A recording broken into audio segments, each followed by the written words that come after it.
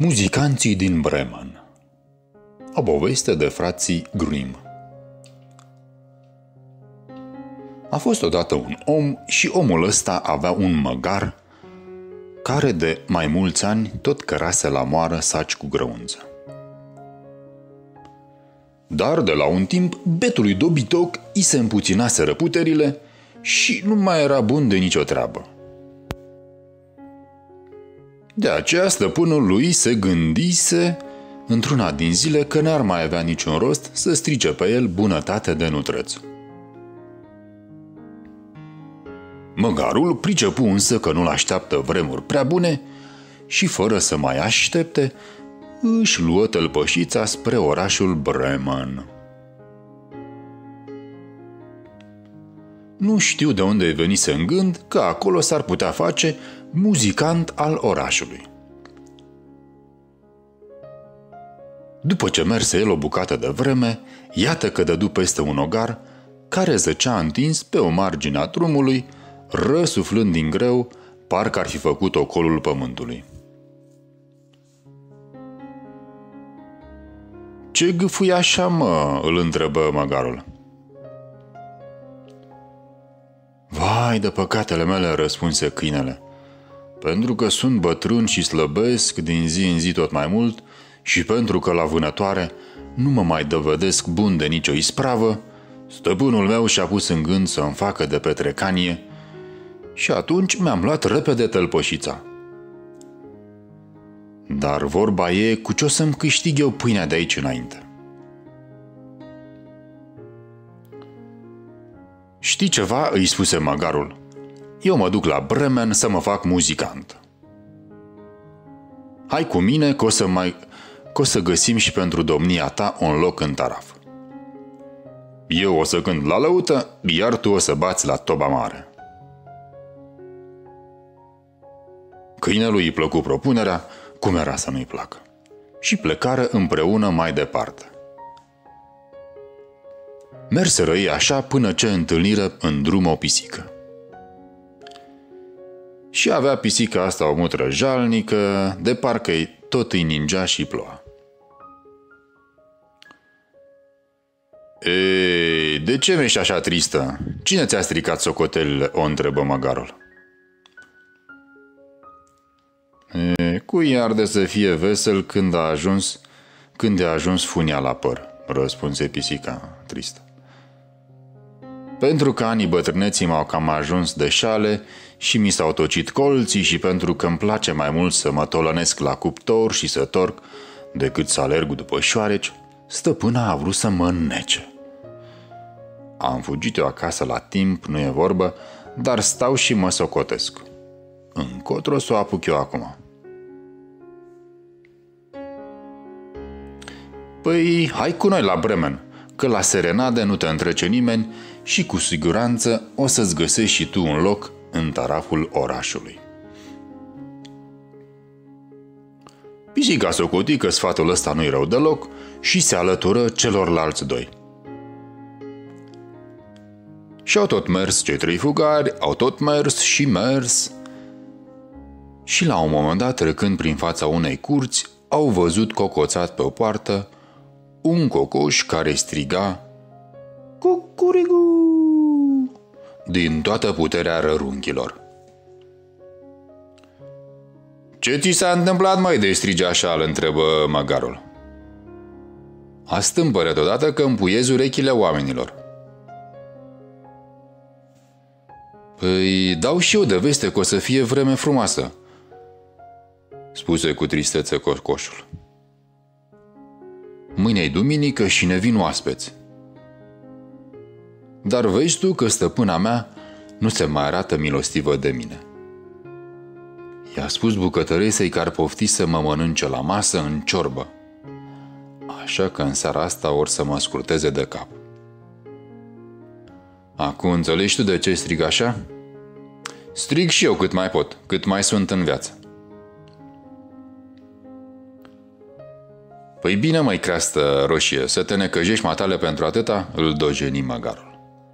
"Hai mai bine cu noi la Bremen, că oriunde ai merge ceva mai bun decât moartea tot o să afli. Ai un glas care te unge la suflet și de te-ai învoi să cântăm împreună, ne-o asculta lumea cu gura căscată. Zău așa! Cocoșul găsi că propunerea urecheatului e cât se poate de nimerită și tu-s patru o porniră la drum. Merseră ei cât merseră, dar cum nu putură ajunge la Bremen într-o singură zi, se văzură siliți să nopteze într-o pădure. Măgarul și câinele își făcură culcușul sub un copac mare, iar cocoșul și pisica se cățărară în rămurișul bogat. Dar cocoșul nu fu mulțumit de culcuș și zbură mai sus până în vârful copacului, unde se simțea mai la adăpost. Înainte de a apuca să adoarmă, își mai roti odată privirea în jur și deodată i se păru că zărește în depărtare o luminiță. Atunci le strigă tovarășilor săi că nu prea departe de acolo trebuie să fie o casă, căci se zărește o lumină. Hai să o întindem chiar acum, zise cu hotărâre măgarul, că adăpostul ăsta nu prea e de soi. Câinele era la fel de ozorit. Gândea că de s-ar găsi pe acolo niscavaie, oase sau vreo bucățică de carne, iar prinde tare, tare bine. Porniră deci spre locul de unde se vedea luminița și în curând o văzură scânteind și mai puternic și din ce se apropiau lumina se făcea tot mai mare și în cele din urmă ajunseră la casa unor tâlhari care era luminată ca ziua. Măgarul, fiind cel mai înalt dintre ei, se apropie de fereastră și privi înăuntru.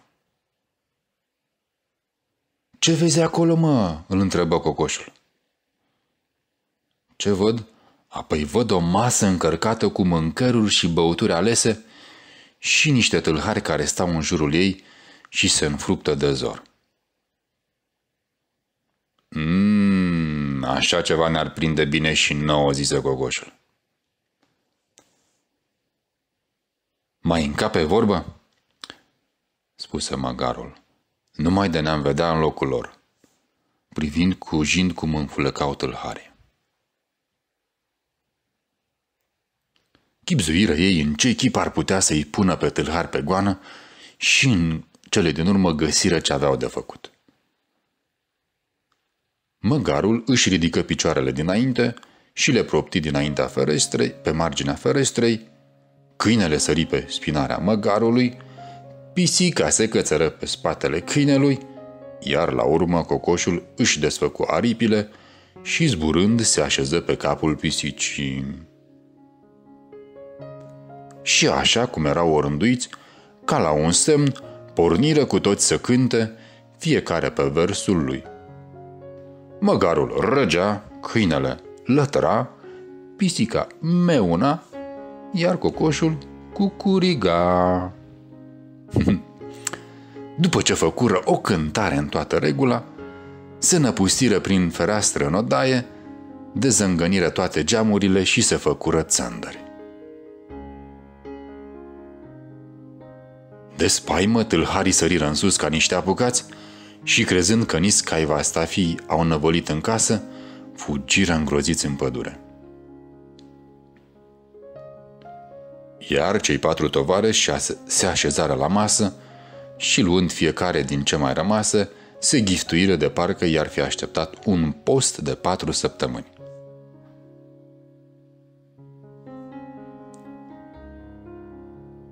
După ce s-au ospătat în lege, cei 4 muzicanți stinseră luminile, își aleșeseră fiecare culcușul și s-au pus la culcat.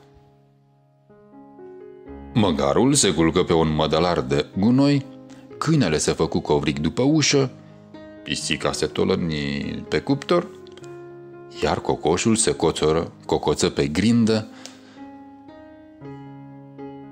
Și cum veneau de la drum lung și erau osteniți, adormiră repede. După ce trecu miezul nopții, tâlharii văzură de departe că în casă nu mai arde nicio lumină și că totul părea cufundat în tăcere. Atunci căpătenia le zise: "Păi, mi se pare că ne-am cam speriat de pămană, să știți. S-ar cuveni să ne rușinăm că am fost așa slab de înger." Și trimise pe unul de-ai lor să cerceteze ce se mai întâmpla pe acasă. Iscoada nu desluși nimic care să-l pună pe gânduri. Casa părea cufundată în cea mai deplină liniște și, fără nicio grijă, intră în bucătărie și voi să aprindă o lumânare.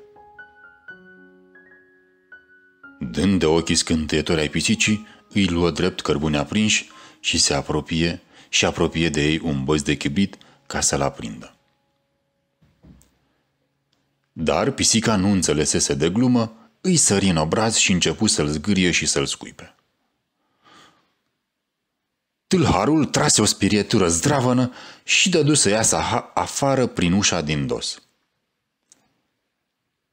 Dar nu scăpă cu una cu două. Câinele, care sta lungit după ușă, se repezi la el și îl mușcă de picior.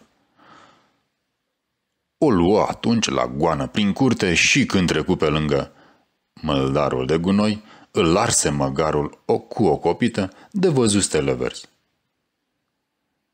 Iar cocoșul, trezit de hărmălaia de afară, începu să strige de pe grindină: "Cucurigu! Cucurigu!"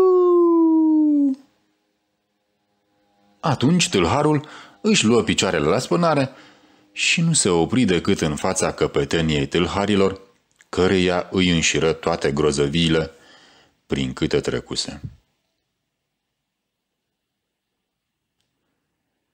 Vai de viața noastră!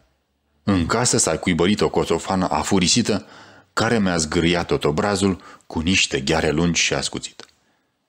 Iar la ușă cine crezi că stătea? Unul cu un cuțit care mi l-a înfipt în picior. Socoteam că am scăpat. Da, crezi tu că am scăpat așa de ușor? În ogradă, o namilă neagră m-a pocnit cu o măciucă, iar sus, cocoțat pe acoperiș, sta însuși judecătorul și tot striga: "Aduceți-mi-l încoace pe tâlhar, aduceți-mi-l!" Dacă am văzut că așa stă treaba, am fugit de însfâriau călcâiele. Din seara aceea, tâlharii n-au mai cutezat să se apropie de casă, iar cei 4 muzicanți din Bremen s-au simțit